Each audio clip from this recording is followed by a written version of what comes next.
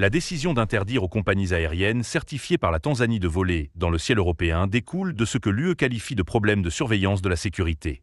La mise à jour de la liste de sécurité aérienne de l'UE touche plusieurs pays, mais dans le cas de la Tanzanie, l'autorité de l'aviation civile souhaite en faire une opportunité. Nous devons aller de l'avant, car nous ne pouvons pas nous permettre de passer à côté du marché européen. Nous ne devons pas avoir peur de ces exigences, ce n'est pas parce que nous ne pouvons pas voler vers l'Europe à présent que nous ne le ferons jamais.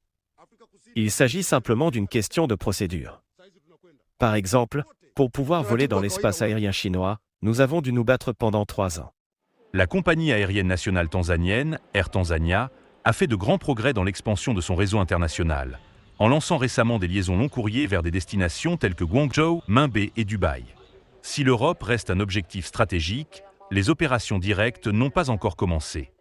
Cette interdiction fait suite à des évaluations réalisées par des experts en sécurité de l'UE qui ont signalé de graves problèmes de sécurité dans la surveillance de l'aviation en Tanzanie, tels que le manque de personnel qualifié, l'inefficacité de la supervision des opérations aériennes et de la navigabilité, et le non-respect des normes de l'OACI.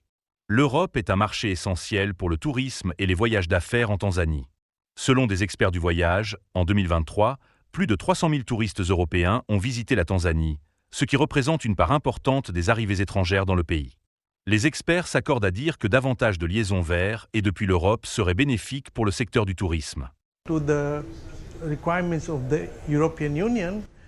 La mise en conformité avec les exigences de l'Union européenne prendra un peu plus de temps et tout dépendra de la manière dont l'aviation civile tanzanienne encouragera tous les opérateurs locaux à se conformer à ces exigences.